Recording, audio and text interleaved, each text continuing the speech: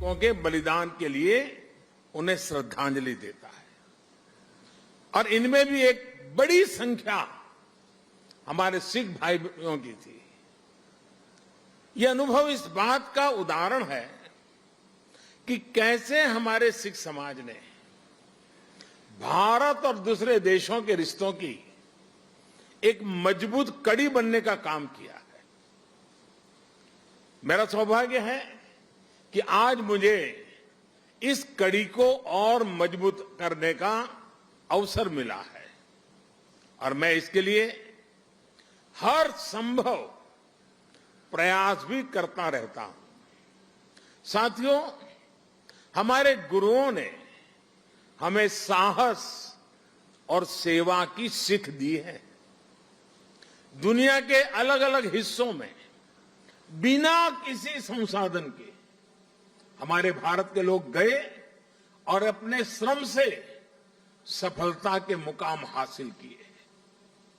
यही स्पिरिट आज नए भारत की स्पिरिट बन गई है। नया भारत नए आयामों को छू रहा है, पूरी दुनिया पर अपनी छाप छोड़ रहा है।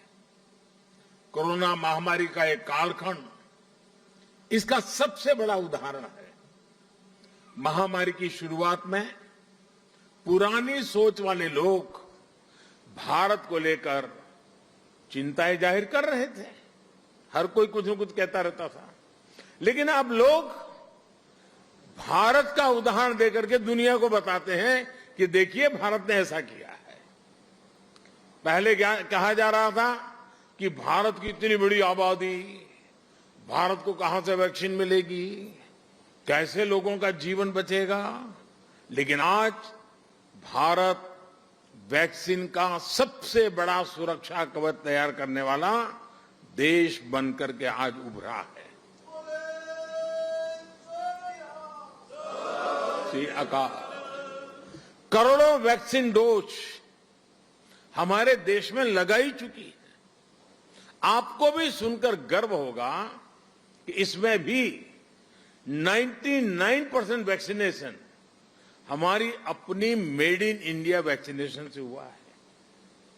इसी कालखंड में हम दुनिया के सबसे बड़े स्टार्टअप इकोसिस्टम में से एक बनकर के उभरे हैं।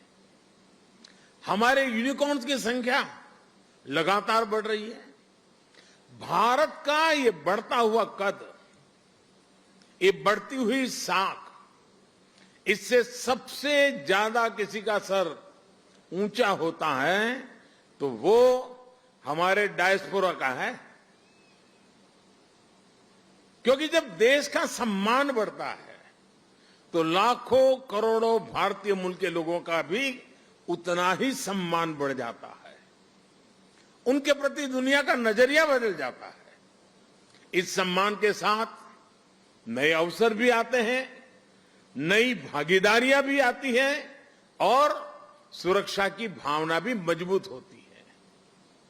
हमारे भारतीय डायस्पोरा को तो मैं हमेशा भारत का राष्ट्रदूत मानता रहा हूं। सरकार जो भेजती है वो तो राजदूत है, लेकिन आप जो है राष्ट्रदूत है। आप सभी भारत से बाहर मां भारती की बुलंद आवाज है, बुलंद पहचान है। भारत की प्रगति देखकर आपका भी सीना चौड़ा होता है, आपका भी सिर गर्व से ऊंचा होता है।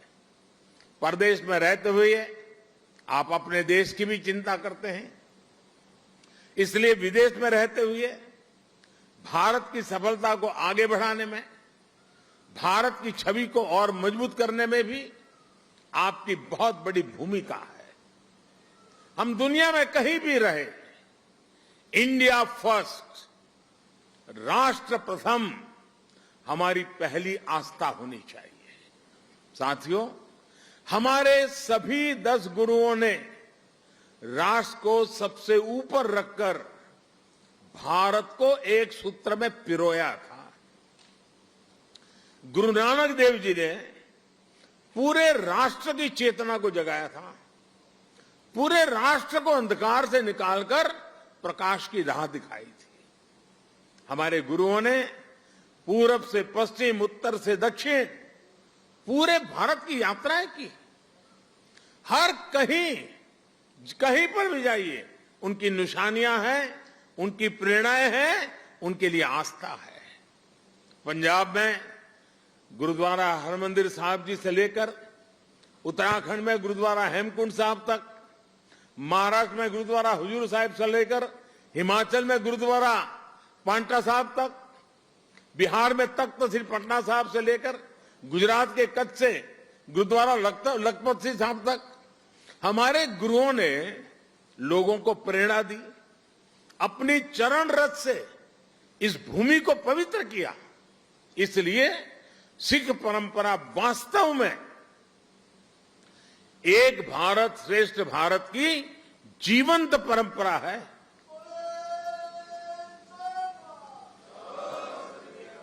भाई और बहनों, आजादी की लड़ाई में और आजादी के बाद भी सिख समाज का देश के लिए जो योगदान है, उसके लिए पूरा भारत कृतज्ञता अनुभव करता है।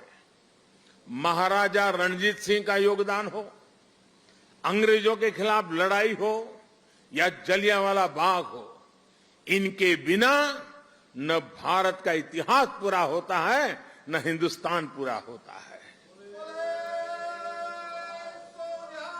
आज भी सीमा पर खड़े सिख सैनिकों के शौर्य से लेकर देश की अर्थव्यवस्था में सिख समाज की भागीदारी और सिख एनआरआई के योगदान तक सिख समाज देश के साहस, देश का सामर्थ्य और देश के श्रम का पर्याय बना हुआ है। साथियों, आजादी का अमृत महोत्सव हमारे स्वतंत्रता संग्राम के साथ साथ हमारी संस्कृति और विरासत को सेलिब्रेट करने का भी अवसर है, क्योंकि आजादी के लिए भारत का संघर्ष केवल एक सीमित कालखंड की घटना नहीं है। इसके पीछे हजारों साल की चेतना और आदर्श जुड़ी थी। इसके पीछे आध्यात्मिक मूल्य और कितने ही तप त्याग जुड़े हुए थे। इसलिए आज देश जब एक तरफ आजादी का अमृत महोत्सव मनाता है, तो साथ ही लाल किले पर गुरु तेग बहादुर जी का 400वां प्रकाश पर्व भी मनाता है।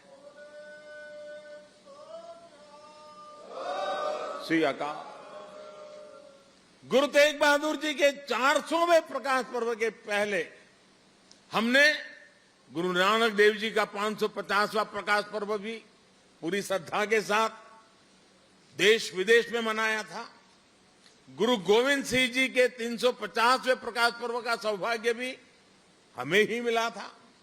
साथियों, इसके साथ ही इसी कालखंड में करतारपुर साहिब कॉरिडोर का निर्माण भी हुआ। आज लाखों श्रद्धालुओं को वहां शीश नवाने का सौभाग्य मिल रहा है। लंगर को टैक्स फ्री करने से लेकर हरमिंदर साहब को एफसीआरए की अनुमति तक, गुरुद्वारों के आसपास स्वच्छता बढ़ाने के लेकर उन्हें बेहतर इंफ्रास्ट्रक्चर से जोड़ने तक देश आज हर संभव प्रयास कर रहा है। और मैं सतनाम जी का आभार व्यक्त करता हूं। उन्होंने जिस प्रकार से वीडियो को संकलित करके दिखाया, पता चल सकता है कि पूरी श्रद्धा के साथ हर क्षेत्र में किस प्रकार से काम हुआ है। आप लोगों से समय समय पर जो सुझाव मिलते हैं, आज भी काफी सुझाव मेरे पास आपने दिए हैं। मेरा प्रयास रहता है कि उनके आधार पर देश सेवा के रास्ते पर आगे बढ़ता रहे। साथियों, हमारे गुरुओं के जीवन की जो सबसे बड़ी प्रेरणा है, वो है हमारे कर्तव्यों का बोध। आजादी के अमृत काल में देश भी आज कर्तव्यों को प्राथमिकता देने की बात कर रहा है। सबका साथ, सबका विकास, सबका विश्वास और सबका प्रयास, यही मंत्र हम सबको भारत के उज्जवल भविष्य को सुनिश्चित करता है। एक कर्तव्य केवल हमारे वर्तमान के लिए नहीं है, ये हमारे और हमारे देश के भविष्य के लिए भी है, ये हमारी आने वाली पीढ़ियों के लिए भी है। उदाहरण के तौर पर आज पर्यावरण देश और दुनिया के सामने एक बड़ा संकट है। इसका समाधान भारत की संस्कृति और संस्कारों में है। सिख समाज इसका जीता जागता उदाहरण है। सिख समाज में हम जितनी चिंता पिंड की करते हैं, उतनी ही पर्यावरण और प्लेनेट की भी करते हैं। प्रदूषण के खिलाफ प्रयास हो, कुपोषण से लड़ाई हो या अपने सांस्कृतिक मूल्यों की रक्षा हो,